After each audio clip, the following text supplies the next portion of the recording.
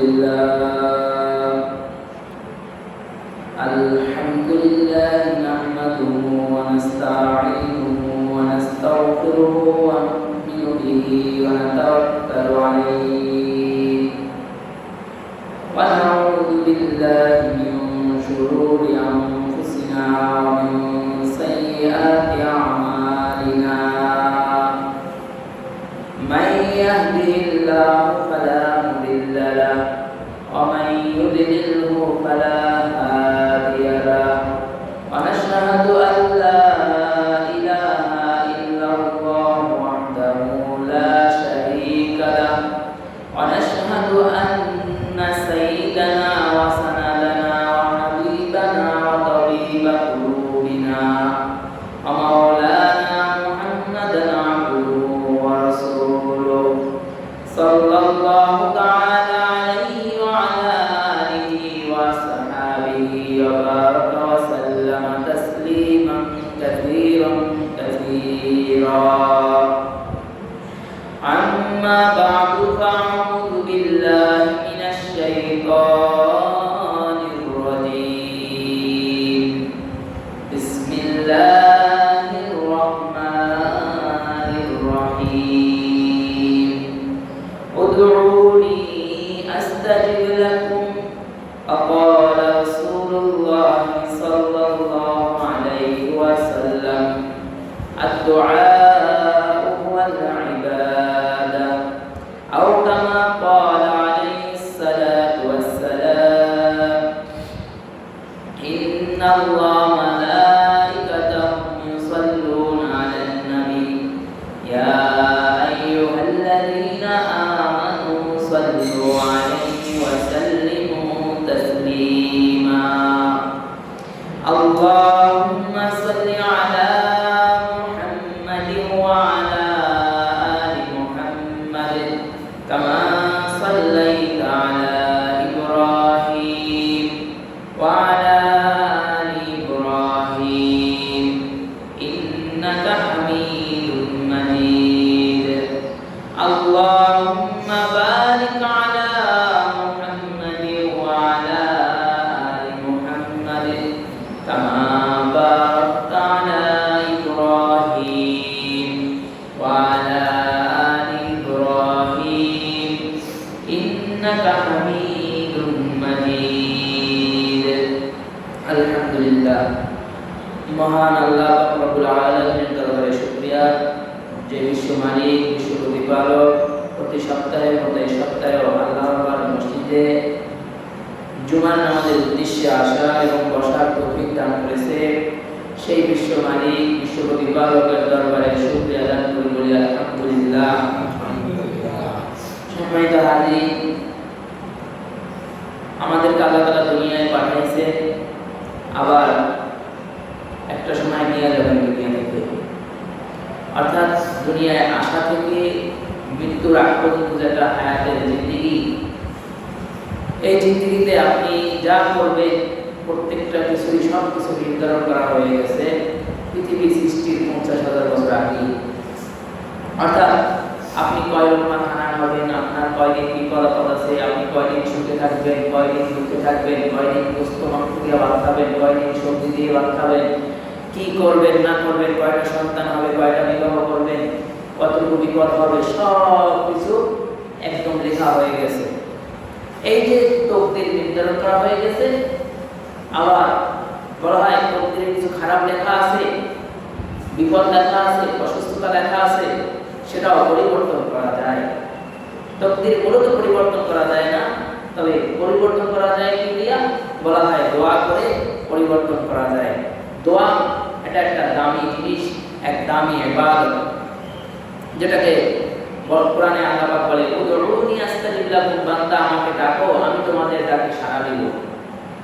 দুনিয়ার জিন্দেগিতে আমরা আমাদেরকে আল্লাহ বলছে যে বান্দা আমাকে ডাকো আমি ডাকে সাড়া দিব, কিন্তু হিসাব মিলাইলে আমরা কয়জন আর আল্লাহকে ডাকি? আমরা যার অভাব আছে আমরা তার কিছুই করি। অভাব বলতে দুনিয়ার এমন কোনো মানুষ নাই যার অভাব নাই। সে যদি কোটি কোটি টাকারও সম্পদ হয়ে থাকে, পুরো পৃথিবীরও মালিক হয়ে থাকে, তারপর বলা হয় তার অভাব আছে। জায়গায় তার টান আছে, কিন্তু রব্বুল আলামিন আল্লাহ তাআলা এমন এক মালিক, এমন এক বাদশা, তার কোনো অভাব নাই, তার কোনো টান নাই, আর কোনো সময় তার অভাব হবেও না, তার কোনো সময় অভাব অনটন কিছুই দেখা দিবে না। অর্থাৎ চাইতে হলে একমাত্র আল্লাহর কাছে চাইতে হয়। যেমন মানুষের কাছে চায়, মানুষের কাছে একদিন, 2 দিন, 3 দিন হয়, সেই মানুষটা হতে পারে বড় ভাই হতে পারে, হয়তো বা সেই মানুষটা আপনার স্বামী হতে পারে, আপনার বিবি হতে পারে, সেই মানুষটা আপনার মা হতে পারে, সেই মানুষটা আপনার বাবা হতে পারে। কিন্তু সন্তানকে লালন পালন করে একটা সময় গিয়ে বলে, তোমাকে এখন আর আমার চালানো সম্ভব না, তুমি তোমার পথ দেখো, তুমি তোমার ইনকাম রোজগার করো, বলে কিনা? অনেক সময় কিছু মা বাবা থাকে এরা বলে না, আবার কিছু মা বাবা আছে সন্তানকে বের করে দেয়, তুই কামাই কাজ করো না, তোরে আমি নাকি কি করবো। আবার কিছু আছে ঘরে রাখে, কিন্তু এমন ভাবে ব্যবহার করে যাতে এটা বোঝা যায় যে সন্তান কামাই করে না, তাই তার প্রতি টান কমে গেছে। অর্থাৎ বাবার কাছে আপনি টাকা চাবে, 100 টাকাই চাবে, একদিন, 2 দিন, 3 দিন, একদিন বলবে এভাবে প্রত্যেক দিন তো আমার পক্ষে দেওয়া সম্ভব না। ছোট ছোট বাচ্চাদেরকে তারা লেখাপড়া করায়, ওদেরকেই বলে ফেলে, এই ভালো মতো লেখাপড়া করছ না, আমি কিন্তু আর খরচ দিব না, যাই বাদাম বেচবি, রিক্সা চালাবে, এই সমস্ত কথা বলছেন, আপনারাও বলছেন, আপনাদেরকেও বলছেন, আপনারা এখন বলতেছেন, বলে না? অর্থাৎ বান্দা হলো অভাবে থাকে, এই জন্য এই কথাগুলো বলে। অর্থাৎ মানুষের কাছে চাইলে মানুষ বেজার হয়, কিন্তু রব্বুল আলামিন আল্লাহর কাছে চাইলে আল্লাহ বেজার হয় না, বরং আল্লাহর কাছে যখন কোনো বান্দা চায় তখন আল্লাহ খুশি হয়। এবার আমরা কিভাবে চাবো? আমরা মনে করি দোয়া করতে হলে হুজুর দরকার হয় না, আপনি আপনার নিজেরটা চান। দেখবেন এমনি দোয়া করে না কিছু মা, নামাজের পরে মনে করেন কোনো কারণে ইমাম সাহেব মোনাজাত ধরে নাই, না ধরলে ইমাম সাহেব মোনাজাত ধরে নাই, দোয়া করে নাই, এইটা এর কাছে অনেক কিছু হয়ে গেছে। আসলে নামাজের পর সুন্নাত আমল হলো একবার আল্লাহু আকবার বলা, 3 বার ইস্তিগফার করা, তারপরে আল্লাহুম্মা আনতাস সালাম ওয়া মিনকাস সালাম তাবারাকা ইয়া যাল জালালি ওয়াল ইকরাম, এই দোয়া দুইটা পড়া হলো সুন্নাত, আল্লাহ রাসূলই আমল করেছে। তবে গুরুত্বপূর্ণ বিষয় হলো নামাজের পরে দোয়া করতে নিষেধ নাই, নামাজের পরে দোয়া কবুলের একটা গুরুত্বপূর্ণ সময়। কেউ নামাজ পড়ছে তো দোয়া কবুল হয় ওই পরে, কিন্তু এর মানে এই নয় যে ইমাম সাহেব দিয়ে আমার দোয়া করাইতে হইবে। আপনার কষ্ট, আপনার মনে কি ব্যথা আছে, এটা একমাত্র আল্লাহ ভালো জানে, আপনি ভালো জানেন। এমন বিষয় হতে পারে, উদাহরণ নেন, যারা মুরব্বী আছেন, মনে করেন একজনের মেয়ের বিবাহ হয় না, মেয়ের বয়স হয়ে গেছে 30 বছর, এটা আমি উদাহরণ আমার নাম করে নেব, মেয়ের বয়স হয়ে গেছে কি 30 বছর, বিবাহ হয় না। এখন জুমার সময় জেলাপি নিয়ে আসলেন আর বললেন সব মুসলিম নিয়ে দোয়া করে দিবেন, আমার মেয়ের বয়স 30 হয়ে গেছে, এখনো বিবাহ হয় না। আর হুজুরও দোয়ার সময় বলতেছে অমুকের মেয়ে অমুকের বিবাহ হয় না, 30 বছর বয়স হয়ে গেছে, আল্লাহ আপনি বিবাহ করে দেন। এতে বিবাহ হবে না, আর বিবাহ ভাঙবে। কারণ আজকাল সবাই শুনে গেল 30 বছর হয়ে গেছে, বিবাহ হয় না, পরবর্তীতে কেউ দেখতে আসলেও বলবে আগে 30 বছর চলে গেছে, বিবাহ হয় নাই, বয়স তো হয়ে গেছে নাকি। অর্থাৎ রবের কাছে বলা, নামাজ পড়ছেন, নামাজের পরে আমরা আমাদের দেশে একটা নিয়ম হয়ে গেছে, মানে হুজুরের হাত উঠাইছে, হুজুরের সাথে হাত উঠায়, আবার হুজুরের গালে পোছাতেছে, সেও হুজুরের সাথে গালে পোছাতেছে না। আপনি চাইলে আরো দোয়া লম্বা করতে পারবেন, কারণ আপনার ইক্তেদা যে ইমামের অনুসরণ করে, এই অনুসরণ ছিল তাকবীরে উলা থেকে সালাম পর্যন্ত, সালাম শেষ, নামাজ শেষ।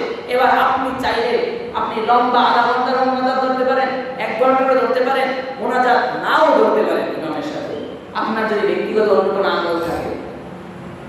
যে না এই নামাজের পরেই মোনাজাত ধরতে হবে এমন না, আপনার কষ্ট, আপনার ব্যথা, আপনার কথা আপনার সন্তান শুনে না, আল্লাহর কাছে বলবেন আল্লাহ আমার সন্তান আমার কথা শুনে না, আমার বিবি আমার কথা শুনে না, আমার আত্মীয়স্বজন আমার কথা শুনে না, এগুলো আল্লাহর কাছে বলবেন, তো দোয়া কবুল হবে। বান্দা মুমিন মুসলমান দোয়া কবুল হবে। দোয়া কবুল হয় না কখন? যখন ওর ভিতরে বিশ্বাস থাকবে আমার দোয়া মনে হয় কবুল হবে না, ওর দোয়া কবুল হয় না। যে হারাম খায়, হারাম ভক্ষণ করে, অন্যের সম্পদ নিজে ভক্ষণ করে, চুরি করে, সুদ খায়, ঘুষ খায়, এদের দোয়া কবুল হয় না। নামাজ পড়ে না, রোজা করে না, এদের দোয়া কবুল হয় না। এদের দোয়া কবুলের ভিতরে এই নামাজ না পড়াও বাধা থাকে। এদের এই ইমাম শব্দ ভালো কথা, হাসিনার পেশাব, জলনার পেশাব, ফুরফুরার পেশাব, যত পেশাব আছে সব পেশাব দিয়ে দোয়া পাইলেও কাজ হইতো না, কামের আমল নাই। আর নিজের দোয়া, নিজের সম্পর্ক আল্লাহর সাথে, নিজে আল্লাহর কাছে চাইতে পারে না, নিজে ইবাদত করে না, নিজে গুনাহে লিপ্ত থাকে, এ যত পেশাব দিয়ে দোয়া করা কাজ হবে না। অর্থাৎ বিশ্বাস রাখতে হবে যে মুমিন মুসলমানের দোয়া ফেরত দেওয়া হয় না। মুমিন মুসলমান যখন দোয়া করে প্রত্যেকটা দোয়াই কবুল হয়ে যায়। এবার আসেন, প্রত্যেকটা দোয়া কবুল হয় হুজুরদের কি লাগবে না? অবশ্যই লাগবে। কারণ এই যে হুজুর দিয়ে দোয়া করেন না, এটা সাহাবীদের আমল। কিন্তু সাহাবীরা শুধু আল্লাহর রাসূলকে দোয়া করাইয়া যে আল্লাহ রাসূল আমার জন্য দোয়া করেন, এরপরে সে থাইকা থাকে না, এরপরে নিজেও কি করছে? আল্লাহর কাছে দোয়া করছে। সাহাবীদের আমল যে আল্লাহ রাসূল আমার জন্য দোয়া করেন, আল্লাহ রাসূল দোয়া করতেন, এই দায়িত্ব বলেন হুজুর দোয়া করেন, এটা কি সাহাবীদের আমল যে হুজুর দোয়া করেন। হ্যাঁ, হুজুরদের দোয়া কেন লাগবে? কারণ বলা হয় হুজুরদের ভিতরে একটা বরকত আছে। এটা আমি আমার জন্য বলছি তা না। কিভাবে বরকতটা আছে? যেমন যাদেরকে আপনারা হুজুর বলেন, তারা তো কোরআন হাদিস এগুলা গবেষণা পড়াশোনা করে তারপরে এখানে আসছে। একটা হুজুর যখন হাফেজ হয়, একজন আলেম, যে একজন ইমাম হাফেজ হয় বা মাওলানা হয়, আপনি বুঝে এর জবাব থেকে কতবার খতম হয়েছে, কোরআনের খতম হয়েছে, এটার বরকত জবানের ভিতরে আছে না? অর্থাৎ এর জবানের কথার একটা মূল্যায়ন আল্লাহর কাছে আছে। আবার এ কত জিকির করেছে, এই জবানের মূল্যায়ন কি আল্লাহর কাছে আছে। কারণ কেউ মাওলানা হইল, সে হাদিসের পাতায় পাতায় পড়ছে ক্বালা রাসূলুল্লাহ সাল্লাল্লাহু আলাইহি ওয়াসাল্লাম, পাতা উল্টাইছে আর বলছে ক্বালা রাসূলুল্লাহ সাল্লাল্লাহু আলাইহি ওয়াসাল্লাম। এই যে বরকত, এই বরকতটা তো হুজুরের ভিতরে রয়েছে। কারণ সে ওই যে হাদিসের কিতাবগুলো পড়ছে আর সাল্লাল্লাহু আলাইহি ওয়াসাল্লাম নবীর নাম পড়ছে, এর জবানটা কত পাক হয়ে গেছে, কতবার জিকির করছে আল্লাহ সুবহানাল্লাহ আলহামদুলিল্লাহ, এই কারণে জবানটা পাক হয়ে গেছে। এই জবান থেকে চাইলে আল্লাহ অবশ্যই দিবে। তবে হুজুরের মাধ্যমে চাইয়া এরপরে নিজে দোয়া করবে না, নামাজ পড়বে না, এই সওয়ায় কোনো লাভ নেই। অর্থাৎ আপনার মনের কষ্ট, আপনার মনের ব্যথা আপনাকেই চাইতে হবে। আমরা চাই, আমাদের চাওয়াটা তারিখের মধ্যে সীমাবদ্ধ হয়ে গেছে। আর আমি যে কথা বলতেছিলাম, মুমিন মুসলমান পুরা ইয়াকিন এবং বিশ্বাস নিয়ে দোয়া করবে। আল্লাহ রাসূল বলে দোয়া মুসলমান আমার উম্মত যারা থাকবে, যে দোয়া কবুল যতক্ষণ না সে এই কথা বলে যে দোয়া কবুল হয়েছে দেখলাম না, দোয়া কবুল হয়েছে দেখলাম না, এই কথা না বলার আগ পর্যন্ত দোয়া কবুল হয়েছিল। কিন্তু যখন বলছে দোয়া কবুল হয়েছে দেখলাম না, সাথে সাথে দোয়া বাদ হয়ে গেছে। অর্থাৎ মুমিন মুসলমানের দোয়া কবুল হয়, ফেরত হয় না। কিভাবে হয়? দোয়া করছে সাথে সাথে ফল পাবে। এখন দোয়া করছে 2 দিনের মধ্যে ফল পাবে, 3 দিনের মধ্যে ফল পাবে। আবার দোয়া করছে, আমি আমার জীবনের বাস্তব একটা কথা আজকে বলি, এটা যেটা যদি শিক্ষা থাকে সেটা বলতে হয় আর কি। আমার অনেক কিছু সেটা না। ছাত্র জমানায় আমি যে বছর মাদ্রাসায় শেষ করবো, ও বছর আমার পড়ার তার কাছে কেউ নাই। মানে এবছর যারা হাফেজ হবে তার ভিতরে প্রথম হাফেজ হবো আমি। আমার 6.5 করা বাকি ছিল। আমার এখন খেলা আছে, আমার 6.5 করা বাকি ছিল। তার মানে এবছর আমার আগে কেউ হাফেজ হবে এরকম কেউ নাই। আমার পিছে যে ছিল তার সাথে আমার ডিফারেন্স ছিল 3 করা। এখন বিষয় হলো সে বান্দারে একজন অ্যাডভোকেট সাহেবের ছেলে, এখন ঢাকা ল কলেজে পড়ে। অর্থাৎ সে আমাকে একদিন মানে যখন মাগরিবের পরে সবক পড়ে এসার সময় কয়েকটা দরাদরি করে যে দেখ আমারটা হয়েছে কিনা, তুই আমারটা দেখ হয়েছে কিনা। সে আরেক গ্রুপের মতো আমার কাছে এসে পড়া ধরাইছে, আমি তারে ধরাইছি। বলে তোর কতটুকু আছে? আমি বলি এতটুকু আছে। আমার এতটুকু আছে, মানে 2-3 পার্টি ব্যালেন্স। বলে তোর আগে আমি হেড শেষ করবো। সে আমার, এটা হলো তার ব্রেনের শক্তি, কারণ আমার চেয়ে তার মেধা বেশি। আমি পড়া দিয়ে 1 পৃষ্ঠা করে আমার কষ্ট হয়ে যায়, সে 2-3 পৃষ্ঠাও পড়া দিতে পারে ইচ্ছা করলে। এখন আমার সাথে তো সে চ্যালেঞ্জ গ্রহণ করছে যে দেখবি তোর আগে শেষ করবো। মানুষের ভিতরে একটা ক্ষোভ থাকে, জানি পারবো না, তারপর বলি না তুই পারবি না, আমি শেষ করবো আগে। এখন আমি তো বইলে ভালাইছি যে আগে আমি শেষ করবো, ওর কথা হলো আগে শেষ করবে। এখন আমি আবার চিন্তা করি আমি কেমনে শেষ করবো? ও তো 2 পৃষ্ঠা 3 পৃষ্ঠা পড়া যায়, আর আমি 1 পৃষ্ঠা হয়তো আমার কষ্ট হয়ে যায়। কি করি? বললাম, চিন্তা করলাম আল্লাহর কাছে দোয়া করি। আমি 2 দিন মনে হয় দোয়া করছি। দোয়া করার ভিতরে আমি বলছি আল্লাহ যেমনে হোক, কিভাবে করবেন আমি জানি না, আমি এতটুকু দোয়া করছি আমার খেয়াল আছে, যেমনে হোক ওর আগে আমাকে বানাবেন। এই দোয়াটা কায়দা মতো করছি, মানে বলছি খুব স্ট্রংলি ইখলাসের সহিত বলছি আল্লাহর কাছে, ওর আগে আমারে বানাবেন, কিভাবে বানাবেন আমি জানি না। ঘটনাক্রমে কিছুদিনের মাথায় আল্লাহ অসুস্থতা দিয়েছে। আল্লাহ বান্দাকে দিবে, কিভাবে দেবে সেটা একমাত্র আল্লাহর ফয়সালা। যদিও বিষয়টা একটু হাস্যকর মনে হয় যে অসুস্থ হয়ে গেছে, তা আল্লাহ তো অসুস্থতা দিছে। কিছুদিন মাদ্রাসা অবস্থান করছে, সুস্থ হয়ে গেছে না। আমি বললাম এই অসুস্থতা আরো থাকুক, আমি এই চিন্তা করতেছি। তখন তারা এই দোয়া করি না, আল্লাহ সুস্থ করে দাও, কারণ এখন তো অসুস্থ হয়ে আমি কিছু করে দেবো। কিন্তু এই দোয়া করিনি, আল্লাহ অসুস্থ বানাইছে আরো দেও, এই দোয়া করিনি। তো ওই যে আল্লাহর অসুস্থতা দিছে, এই অসুস্থতা এক বাড়ি চলে গেছে। এরপরে আমার হেড শেষ হয়ে গেছে। হেড শেষ হওয়ার পরে জানে এবাদুল্লাহ মসজিদ থেকে ছাত্রদের একটা নিয়ম ছিল যে হেড শেষ হওয়ার পরে 3 দিন ছুটি নিত। আমি সেই ছুটি নিছি, 3 দিন 4 দিন একটা ছুটি নিছি। সেদিনকে দুপুরে খাবারের টাইম ওর সাথে আমার দেখা। আমি যখন বাড়ি যাবো তার আগ মুহূর্তে আমি বলি তুই আসছোস? আমার বন্ধু ছিল খুব কাছাকাছি। আমি বলি তুই আসছো? ভাই হ্যাঁ। আমি বলি আমার তো হেড শেষ। মানে খুব ভালো লাগতেছে যে সবার আগে এবং ওর আগেও শেষ করছিল, আমার সাথে চ্যালেঞ্জ গ্রহণ করছে। বলে আমার তো হেড শেষ। বলে শুনছি, জানি কিভাবে জানো, মানে এর আগে আরো কয়েকজন জানে যে দুজনের ভিতরে একটা চ্যালেঞ্জ হয়েছে। বলে তুমি আইছো, এর তো শেষ হয়ে গেছে। তো এই যে তখন বুঝলাম যে আমারও শেষ হয়ে গেল, তার অসুস্থতাও শেষ হয়ে গেল। তার মানে আল্লাহ আমি আল্লাহর কাছে বলছি, তো আল্লাহ দেওয়ার জন্য ওকে যেভাবে হোক একটা সিস্টেম করে এরপরে আমাকে আল্লাহ গন্তব্যে পৌঁছে দিয়েছে। অর্থাৎ মুমিন বান্দার দোয়া ফেরত হয় না। হয়তো ভাই দোয়ার ফলটা সাথে সাথেও পাওয়া যেতে পারে, আবার কোনো সময় আল্লাহ একটু দেরিতে দেয় যে দেখি আমার বান্দা আমার কাছে আরো কান্না করেনি, আমার বান্দার কান্না তো আমার কাছে ভালো লাগে, আমার বান্দা যে আমার কাছে চায় আমার কাছে খুব ভালো লাগে। কারণ দিলে তো আর চাইবেন না, দিলে তো আর চায় না। আমাদের অবস্থাতে বিপদে পড়ছি, এরপরে আল্লাহ দেন যখন বিপদ মুক্ত হয়ে যায় এরপরে আর খবর নেই। আল্লাহ কে দেয় এটা চিনিই না। অনেক সময় আল্লাহ দেয় না, তো দেখি আমার বান্দা আমাকে আরো কিছুদিন ডাকে কিনা, এই জন্য অনেক সময় দেরি করে দেয়। বলা হয় দোয়ার ফল সাথে সাথে পাওয়া যেতে পারে, আবার কোনো সময় দোয়ার ফল কিছুদিন দেরি করে দেয়, আবার কোনো সময় দোয়ার ফলটা বলা হয় দোয়া করছে আমার এই জিনিসটা লাগবে কিন্তু আল্লাহ এই জিনিসটা দেয় নাই। তার একটা মাথার উপর বিপদ ছিল, মনে করেন সে চাইছে 2 লাখ টাকা আল্লাহর কাছে, যে আল্লাহ আমার এখন এমার্জেন্সি 2 লাখ টাকা প্রয়োজন, আপনি আমাকে 2 লাখ টাকা দেন, আল্লাহ আমাকে 2 লাখ টাকা দেন, এই দোয়া করতেছিল। কিন্তু 2 লাখ টাকা দেয় নাই। সে বলতেছে আল্লাহর কাছে চাইলাম পাইলাম না। আল্লাহ বলে, আল্লাহ কি বলে সেটা তো শুনি না, কিন্তু আল্লাহ বলে বান্দা 2 লাখ টাকা চাইছিলি, তোর মাথার উপরে এমন বিপদ ছিল যে বিপদে পড়লে তোর 20 লাখ টাকা খরচ হয়ে যাইতো, সেই বিপদ দূর করে দিয়েছে।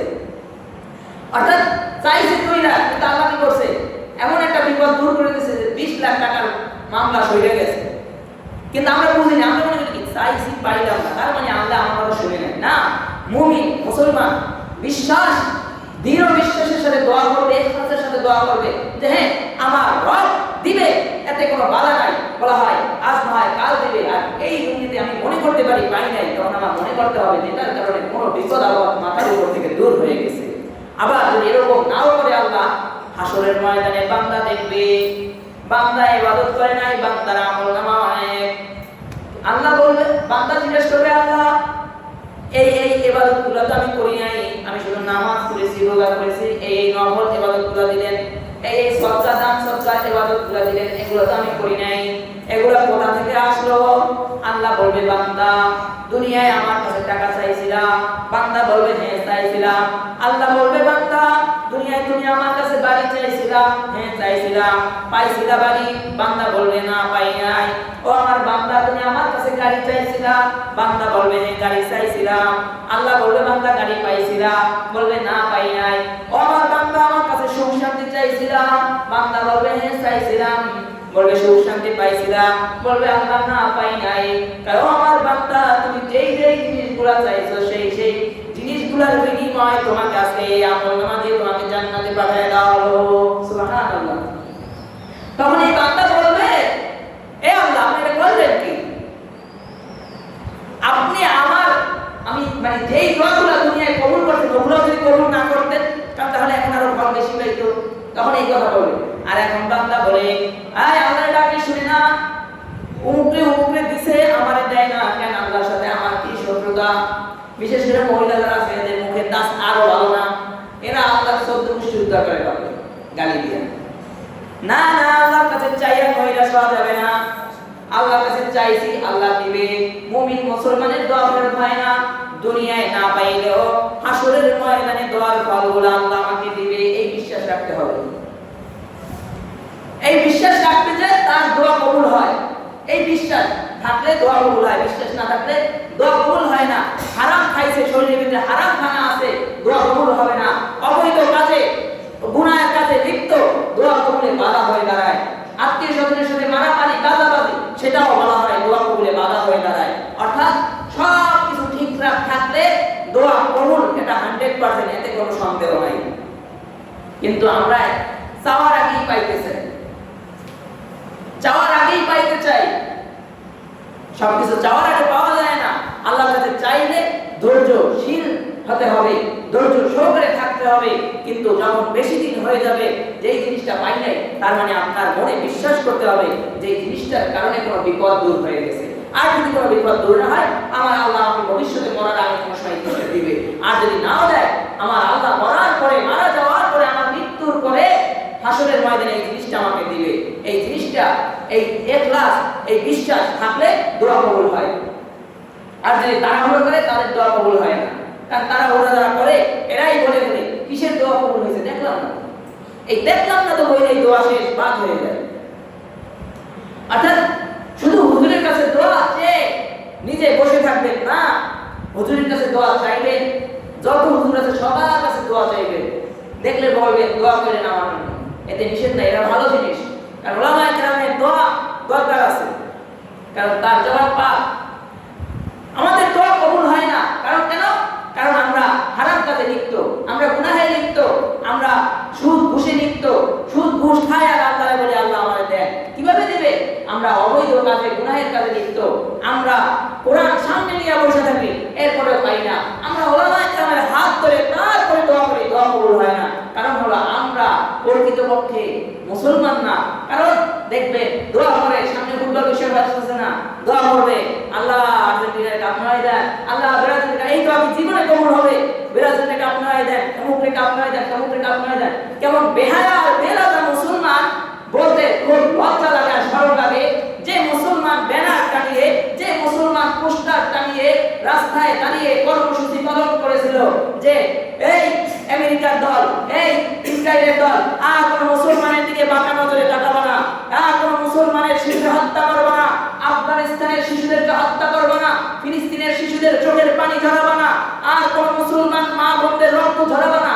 যেই মুসলমান এই স্লোগান রাস্তায় এনে দিয়েছিল, এই মুসলমানই আবার ইহুদি খ্রিস্টানের পতাকা নিজের দালানে বড় করে টাঙাইতেছে, ইহুদি খ্রিস্টানের গেঞ্জি নিজের গায়ের সাথে দিতেছে, ইহুদি খ্রিস্টানের নামে নাম লিখে জার্সি গায়ে দিতেছে। কিসের মুসলমান দাবি করেন আপনি? সম্পূর্ণ ওই যে ফুটবল খেলা যেটা বলে, ওটা আপনি শারীরিক চর্চার জন্য যদি খেলেন, শারীরিক ব্যায়ামের জন্য যদি খেলেন, সমস্যা নাই। কিন্তু ওদের খেলা সম্পূর্ণভাবে স্পষ্ট হারাম, কারণ তারা জুয়ার সাথে জড়িত, অর্থাৎ তাদের খেলা হারাম। এবং আপনি যে খেলা 90 মিনিট দাঁড়ায় এই করে চিল্লেন, এখন যদি বলেন তো সুবহানাল্লাহ, তাহলে জবাব থেকে জোর বের হবে না। কিন্তু যখন টিভির সামনে 90 মিনিট দাঁড়ায় থাকবে, যখন একটা গোল হবে তখন গোল বলে চিৎকার দিতে পারবে, যখন বলবো রাত্রে বলে 2 রাকাত নামাজ পড়ে উঠা, কেউ পারবে না। কিন্তু রাত্রি 1টা 2টা 3টার সময়ও উঠা দাঁড়ায় দাঁড়ায় খেলা দেখতে পারে, ওইটা খেলা দেখতে পারে।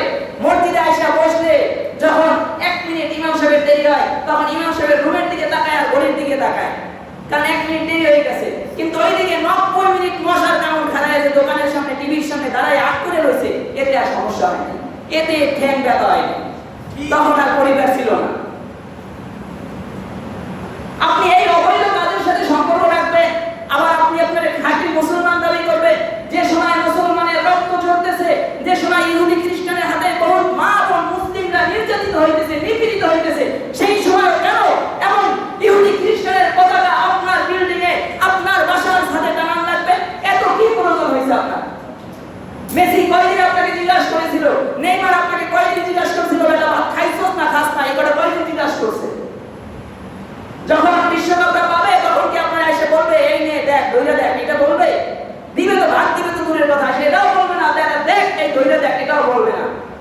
আপনি কে? আপনাকে চিনিই না। তাদের জন্য আপনি সময় নষ্ট করতেছেন চায়ের দোকানে দাঁড়াইয়া। কেমন বেহায়া বেলাজা মুসলমান এগুলা। আবার এদের গেঞ্জি গায়ে দেয় নাম লেখা, পিছে লেখা থাকে মেসি, পিছে লেখা থাকে নেইমার। সন্তানের কি করো? দোষ তো মা বাবা। মেসি চিনাইছে, নেইমার চিনাইছে, ম্যারাডোনা চিনাইছে, কাকা চিনাইছে, কিন্তু ইমাম সাহেব চিনায় নাই, মুয়াজ্জিন সাহেব চিনায় নাই, মাদ্রাসা চিনায় নাই, মসজিদ চিনায় নাই, নামাজ চিনায় নাই, রোজা চিনায় নাই। দাঁড়ায় হাসরের ময়দানে কবরে যাইয়ে বুঝবেন কি অবস্থা হয় আপনার। এই সমস্ত হারাম থেকে বেঁচে থেকে, হারাম দলের সাপোর্ট থেকে বেঁচে থেকে এরপরে একজন খাঁটি মুসলমান দাবি করা যায়।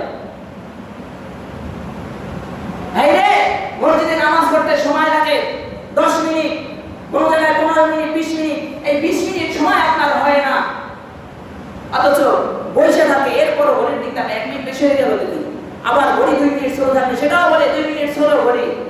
তখন তার মানে সহ্য হয় না এখানে যা আছে, কিন্তু ওখানে তাকে 90 মিনিট দাঁড়াই থাকে। আবার কোনো সময় যখন গোল হয় না, ডোরো হয়, যেটাকে বলা হয় ডোরো হয়, এরপরে আবার আরো আধা ঘন্টা দেরি হয়, 90 সাথে আরো আধা ঘন্টা যোগ হয়, তখন দাঁড়াইয়া রয়েছে খুব মজা করে।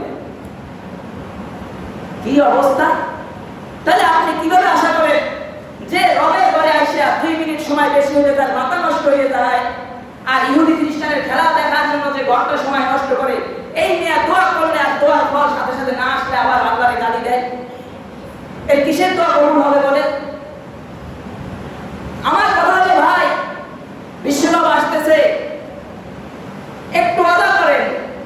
যে যে সময় মুসলিমরা মার খাইতেছে, যে মুসলিমদের রক্ত ঝরতেছে, এবার ইহুদি খ্রিস্টানের খেলা আমরা দেখবো না। একবার আদা করলে কি হয়, না দেখলে কি হয়? একবার এগুলো বয়কট করলে কি হয় এই ইহুদি খ্রিস্টানদেরকে? তা পারবেন না আপনারা। কিন্তু মনে মনে একই করে যে এবার খেলা দেখবো না, খেলার খবর রাখবো না, যেখানে খেলার গল্প চলবে ওখানে দাঁড়াবো। কারণ এই ইহুদি খ্রিস্টানদের হাতে আপনার মুসলিম ভাই বোনদের রক্ত লেগে আছে। এই জন্য এটাকে বয়কট করবে। তো বিষয় হলো দোয়া, মুমিন বান্দা যখন দোয়া করবে দোয়া কবুল হবে, অর্থাৎ তার ইয়াকিন এবং বিশ্বাস থাকতে হবে। আমি আবারও বলছি, ইয়াকিন এবং বিশ্বাস, ইখলাস থাকতে হবে যে আমার দোয়া ফেরত হবে না। কিন্তু যদি বিশ্বাস না থাকে, তাড়াহুড়া থাকে, তার দোয়া কবুল হয় না। অর্থাৎ মুমিন মুসলমানের দোয়া আল্লাহ ফেরত দেয় না। আল্লাহ ফেরত দেবে কি? আল্লাহ তো চায় বান্দা আমার কাছে চাও, উদউনি আস্তাজিব লাকুম, আমার ডাক বান্দা আমাকে ডাকো, আমি তোমার ডাকে সাড়া দেব। বলা হয় বান্দা যদি 1 বিঘা আগায় আল্লাহর জন্য, আল্লাহ 1 হাত অগ্রসর হয়। বান্দা যদি 1 হাত অগ্রসর হয় আল্লাহর জন্য, আল্লাহ বান্দার জন্য 2 হাত অগ্রসর হয়। বান্দা যদি হেঁটে হেঁটে যায়, বলা হয় আল্লাহ দৌড়ে আসে। তবে আল্লাহ দৌড়ে আসার কথা হলো তখন আরো রহমত বরকত বেশি দিয়ে দেয় আল্লাহ। অর্থাৎ আল্লাহকে চাইলে পাওয়া যায়। দুনিয়ার মানুষের কাছে 1 দিন, 2 দিন, 3 দিন চাইলে পরে মানুষ বেজার হয়, কিন্তু আল্লাহর কাছে না চাইলে আল্লাহ বেজার হয়। অর্থাৎ প্রত্যেকটার সমস্যা, আপনার সমস্যাগুলো আপনি রবের সাথে বলবেন, এটাই আল্লাহর চাওয়া। কিন্তু নামাজের পরে একটা মুনাজাত দিছে, শেষ। আবার আমাদের মুনাজাতটা বান্দা থাকে টাইমে। কিভাবে বান্দা থাকে জানেন? বলা হয় যখন বছর বয়স হয়ে গেছে, মা মারা গেছে, 3 দিন পর একটা দোয়া করায়, তাও নিজে করে না, 3 দিন পর দোয়া করায়। দোয়া করার পরে ওই যে দোয়া করাইছে 3 দিন পর, আর দোয়া শেষ। এরপরে আবার 140 দিন যে একটা দোয়া করায়, ওই যে দোয়া করাইছে দোয়া শেষ। আবার 1 বছর হইলে এরপরে মৃত্যুবার্ষিকী পালন করে, এই দোয়া শেষ। এরপরে আর দোয়া নাই। আবার বছর আসলে এরকম 2-3 বছর দোয়া করে, এরপরে মাও নাই, খবর নাই, সারা দুনিয়ার খবর নাই, দোয়া শেষ হয়ে গেছে। বাবা মারা গেছে 3 দিন, 140 দিন, বছর, এই দোয়া হয়। আমাদের দোয়া এরকম টাইমে মানে বান্দা হয়ে গেছে। এই টাইম ছাড়া আমাদের দোয়া হয় না, আমাদের কাছে এরকম হয়ে গেছে। অথচ আবার দেখা যায় সন্তান হয় না, স্বামী স্ত্রী দোয়া চায়, বলে দোয়া বলে সন্তান হয় না। এরপরে বলে রব্বি হাবলি মিনাস সালিহিন, ইব্রাহিম আলাইহিস সালামের শেখানো দোয়া পড়তে থাকে। স্বামী স্ত্রী খাইয়ে না খাইয়ে পড়তে থাকে রব্বি হাবলি মিনাস সালিহিন, আল্লাহ একটা সন্তান দেন, একটা সন্তান দেন। যেই আল্লাহ খুশি বান্দা আমার ডাকতেছে, একটা সন্তান যে দিয়ে দিছে, এরপরে শেষ। সন্তান পাইয়া এরপরে আর আল্লাহর ডাকাডাকির নাম নাই, শেষ। এরপরে বিবাহ হয় না কোন যুবকের, বলে আল্লাহ বিবাহ হয় না, তাড়াতাড়ি বিবাহের ব্যবস্থা করে। আর ততদিন দোয়া বলে রব্বানা হাব লানা মিন আজওয়াজিনা لنا وذرياتنا قرة أعين واجعلنا للمتقين إماما দোয়া করতে থাকে খুব দোয়া করতে যে বিবাহ হয়ে যায় শেষ বউ ভাই এই আল্লাহরে ভুলে গেল এই হলো অবস্থা অর্থাৎ সুখেও আল্লাহকে মনে রাখতে হবে দুঃখেও আল্লাহকে মনে রাখতে হবে আল্লাহ কেমনে দেয় জানেন হযরত জাকারিয়া আলাইহিস সালাম মরিয়ম আলাইহিস সালামের ঘরে গিয়ে দেখে মরিয়ম আলাইহিস সালামের ঘরে আল্লাহর নাজ নিয়ামতে ভরা মরিয়ম কিভাবে পাই আল্লাহর পক্ষ থেকে পাই এবার জাকারিয়া আলাইহিস সালাম চিন্তা করে মরিয়ম যদি পাইতে পারে তাহলে আমি কেন পাবো না জাকারিয়া আলাইহিস সালাম দোয়া শুরু করে দিলেন রব্বি লা তাযারনি ফারদা ওয়া আনতা খায়রুল ওয়ারিসিন বলে জাকারিয়া আলাইহিস সালাম তখন দুর্বল হয়ে গিয়েছিল জাকারিয়া আলাইহিস সালাম তখন বৃদ্ধ হয়ে গিয়েছিল জাকারিয়া আলাইহিস সালামের মাথার চুলগুলো পেকে গিয়েছিল তার স্ত্রী বন্ধা ছিল আবার কথাটা বলতেছি তার স্ত্রী বন্ধা ছিল অর্থাৎ সন্তান জন্ম দিতে পারবে না কিন্তু ওই যে দেখছে মরিয়মের ঘরে নিয়ামত আসলে আমার ঘরে আসবে না কেন সন্তান এবার দোয়া আরো কায়দার মতো লাগায় দিয়েছে জাকারিয়া আলাইহিস সালাম রব্বি লা তাযারনি ফারদা ওয়া আনতা খায়রুল ওয়ারিসিন বাবা হায় রব্বি হাবলি মিন লাদুনকা যুররিয়াতান তাইয়্যিবা আমাকে পবিত্র একটা সন্তান দান করেন বলা হয় বৃদ্ধ বয়সে বন্ধা নারীর গর্ভে থেকে আল্লাহ জাকারিয়া আলাইহিস সালামকে সন্তান দান করেছে সুবহানাল্লাহ বলেন অর্থাৎ আল্লাহ চাইলে বন্ধা নারী থেকেও সন্তান বের করা সম্ভব কিন্তু আল্লাহর কাছে চাইতে হয় এবারে ইউনূস আলাইহিস সালাম তার উম্মতরা তার দাওয়াত গ্রহণ করেনি তার উপরে নির্যাতন করেছে ইউনূস আলাইহিস সালাম একটু রাগ হয়ে উম্মতদেরকে ছেড়ে চলে আসছে কিন্তু মানে আল্লাহর একটা ওহী আসবে ইউনূস এখন তুমি চলে যাও এখানে আর কাজ হবে না বা অন্য জায়গায় গিয়ে দাওয়াত দাও এই ওহী আসার আগেই সে চলে গেছে এটা গুনাহ না কিন্তু আল্লাহর আদেশ আসার আগে কি করছে সে চলে গেছে এই কারণে আল্লাহ রাগ হয়ে গেছে সে যেই জাহাজে ভ্রমণ এই অবস্থান করছিল ওই জাহাজ পানিতে মানে লাফালাফি করতেছে আর কি পড়ে যায় ডুবে যায় এরকম একটা অবস্থা তৈরি হয়ে গেছে তো ওই সময় লটারি হয়ে গেছে যে এরকম কেন হইল যে একজনকে নদীতে ফেলাইতে হইবে নদীতে ফেলাইলে তাহলে এই জাহাজ ডুববে না বলা হয় কিভাবে কাকে ফেলাবো লটারি করো বারবার লটারি করার পরে ইউনূস আলাইহিস সালামের নাম আসে ইউনূস আলাইহিস সালাম যখন দেখলো তার নাম বারবার আসে ইউনূস আলাইহিস সালাম নদীতে লাফ দিল নদীতে লাফ দেওয়ার সাথে সাথে বিশাল একটা মাছ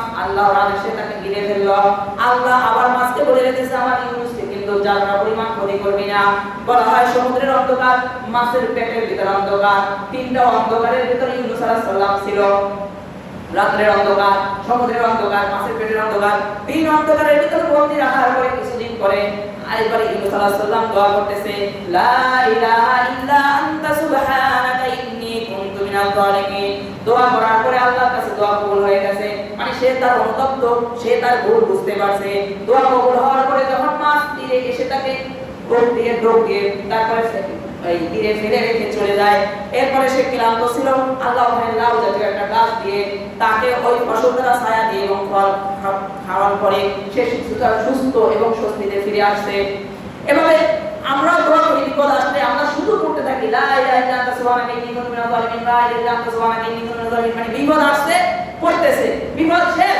আর এই দোয়া খবর নেই বিপদ আসলে মসজিদে আসে বিপদ শেষ মসজিদ শেষ অর্থাৎ মুমিন ইয়াকিনের সাথে দোয়া করবে এবং সুখে থাকলেও যেভাবে আল্লাহকে ডাকতে হবে দুঃখে বলতে যেভাবে ডাকে সুখে থাকলেও সেভাবে ডাকতে হবে কোনোদিন একটু কম ডাকেন কিন্তু ডাকতে হবে কিন্তু ভুলে গেলে আপনি ভুলে গেছেন আর একবার হঠাৎ বিপদে পড়েই ডাকতে তখন ফল পাবেন না অর্থাৎ দোয়া করবেন ফল অবশ্যই পাবেন হযরত ওমর রাদিয়াল্লাহু তাআলার জামানায় একটা আশ্চর্য ঘটনা হযরত ওমর ফারুক রাদিয়াল্লাহু তাআলার জামানায় হযরত ওমর ফারুক রাদিয়াল্লাহু তাআলার কাছে বাপ আর ছেলে আসলে বাপ বেটা আসার পরে হযরত ওমর রাদিয়াল্লাহু তাআলা বলতেছে তোমরা কি দুইজন যমজ ভাই তোমার নাকটা যেমন তার নাকটা তেমন তোমার চক্ষুটা যেমন তার চক্ষু তেমন তোমার চুল যেমন তার চুল তেমন তোমার মাথা যেমন তার মাথা তেমন তুমি যতটুকু লম্বা সে ততটুকু লম্বা একদম হুবহু একটা ফটোকপি তোমরা কি দুই যমজ ভাই নাকি আগন্তুক জবাব দিতেছেন না আমরা দুই ভাই না বলে তাহলে কি বলে আমি বাবা সে ছেলে আশ্চর্য এরকমটা আমি কোনো সময় দেখি নাই বাবা ছেলে একদম হুবহু সব এক হলো কিভাবে তখন আগন্তুক বলতেছে আমিরুল মুমিনিন আশ্চর্য সন্তানের যে সন্তান থেকে আপনি আশ্চর্য হয়েছে এই সন্তানের আশ্চর্য ঘটনাটি আপনি শুনবেন নাকি বলে হ্যাঁ বলো বলে আমিরুল মুমিনিন, আমি বিবাহ করেছি, বিবাহ করার পরে আমার স্ত্রী প্রেগন্যান্ট হয়ে গেছে, আমার স্ত্রীর গর্ভে সন্তান এসে গেছে। সন্তান আসার পরে যখন পেটের বয়স 6 থেকে 7 মাস হলো, তখন জিহাদের ময়দানে জিহাদ শুরু হয়ে গেল। আমার নফস বলতেছে বিবির খেদমত করো, বিবি অসুস্থ, আর ওই দ্বিতীয় জিহাদ শুরু হয়ে গেছে। আমি চিন্তা করলাম নফস যেটা বলে এটার দিকে তাকানো যাবে না, আমার বরং যুদ্ধের ময়দানে যেতে হবে। আমিরুল মুমিনিন, আমি আমার বিবির পেটে হাত রেখে দোয়া করলাম, আস্তাগফিরুল্লাহ মা ফি বাতনি, অর্থাৎ পেটের ভিতর যেটা আছে এটাকে আল্লাহর কাছে হাওলা রেখে গেলাম, আল্লাহ এটার জিম্মাদারি পালন করবে। এই কথা বলে আমি দরজা থেকে বের হয়ে গেলাম। যুদ্ধের ময়দানের মধ্যে আমি শুনেছি, যুদ্ধ চলাকালীন সময় আমি শুনেছি আমার স্ত্রী মারা গেছে। আমার স্ত্রী যেহেতু মারা গেছে, আমার স্ত্রীর পেটে সন্তান যেহেতু বের হয় নাই, তাকে ওই পেটের সন্তান অবস্থায় তাকে দাফন করা হয়েছে। যুদ্ধ থেকে ফিরে আসলাম, এলাকায় আসার পরে শুনতেছি সবাই আমার বলতেছে, তাই জানো তোমার স্ত্রীকে যে মাটি দেওয়া হয়েছে, কবর থেকে রাত্রে আগুন জ্বলে, কবরের এখানে রাত্রে আগুন জ্বলে, আগুনের দলা বের হয়। স্বামী বলতেছে এ কেমন খবর, যার পেটের ভিতরে একটা নিষ্পাপ বাচ্চা, এই কবরে আবার কেন আগুন জ্বলবে? আর আমার স্ত্রী একজন নেককার স্ত্রী, আমার স্ত্রী একজন আবেদা সালেহা মুত্তাকি পরহেজগার মহিলা, কেন এর কবরে আগুন জ্বলবে? স্বামীর এটা জানার জন্য ইচ্ছা হলে স্বামী রাত্রিবেলা কবর দেখতে গেল, দূর থেকে দেখতেছে আগুন এভাবে উঠতেছে, কবরের ওইখানে অনেক আগুনের আলো দেখা যায়, কিন্তু বাতাসের কারণে আগুন উপরে উঠে যায়। এটা দেখে তার মনে আরো ইচ্ছা হলো যে কি হইতেছে কবরে দেখবে। সে তখন কবরের কাছে গেল, কবরের কাছে গিয়ে দেখতেছে তার স্ত্রীর কবরটা অনেক প্রশস্ত। সাধারণত বেনামাজি গুনাহগার লোক যখন কবরে যাবে, মাটি কিন্তু চাপা দিয়া এরপরে পেটের এবং পিঠ একসাথে মিশায় দেবে, হাঁটি গুটি একসাথে মিশায় দেবে, অর্থাৎ কবরকে ছোট করে দেবে, জায়গা কমায় দেবে।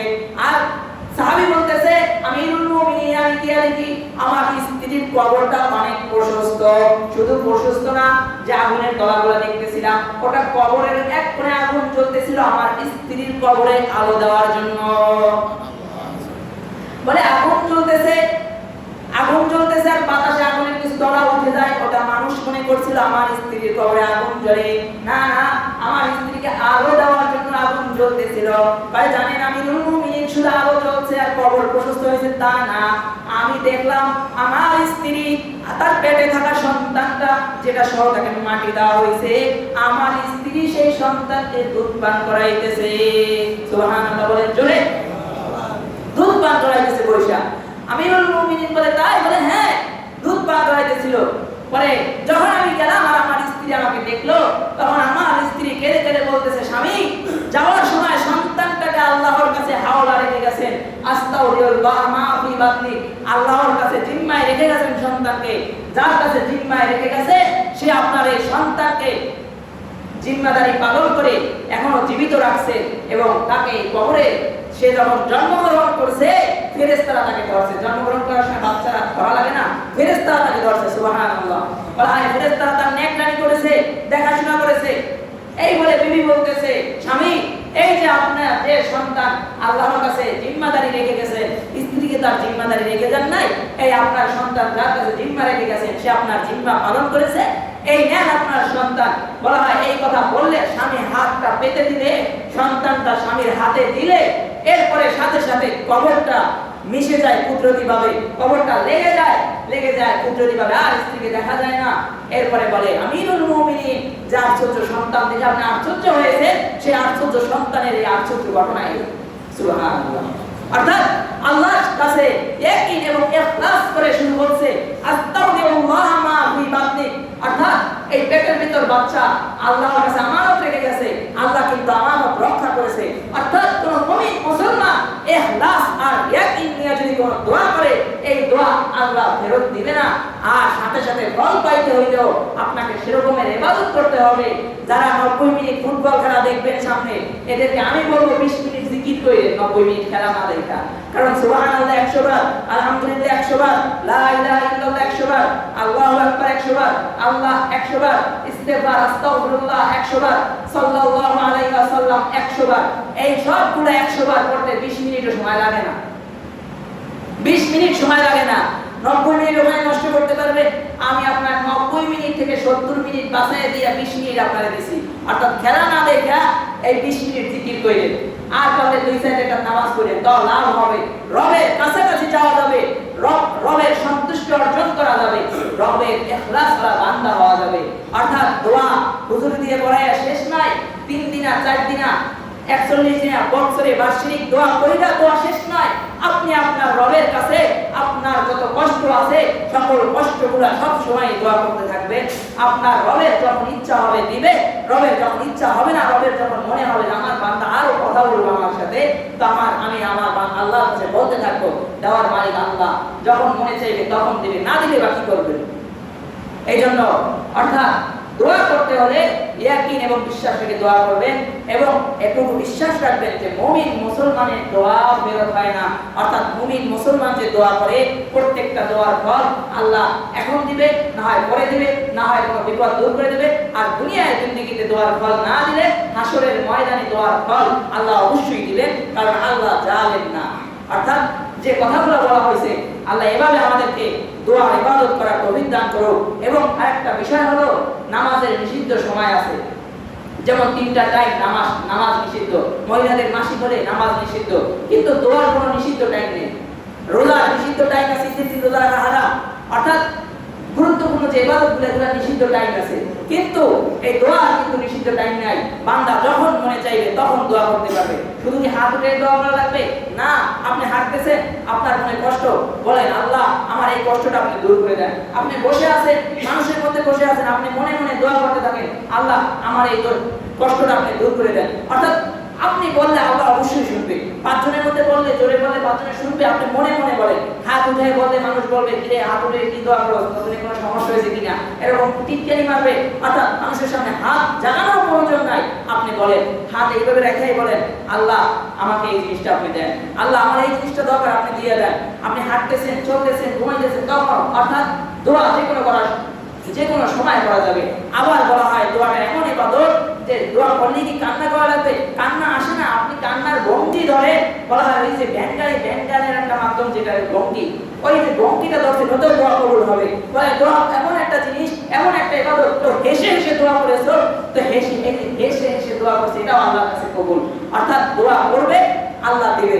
অর্থাৎ যে কোনো সময় যে কোনো অবস্থায় দোয়া করা যাবে, কিন্তু কিছু গুরুত্বপূর্ণ সময় আছে, যেমন আযান থেকে ইকামতের মধ্যবর্তী অবস্থায় দোয়া কবুল হয়, নামাজের পরে দোয়া করলে দোয়া কবুল হয়, শেষ রাত্রে দোয়া করলে তখন দোয়ার ফল বেশি পাওয়া যায়। কিছু সময় তো আছে যে সময়গুলোর দাম বেশি, তবে আপনি যে কোনো সময় দোয়া করতে পারবেন।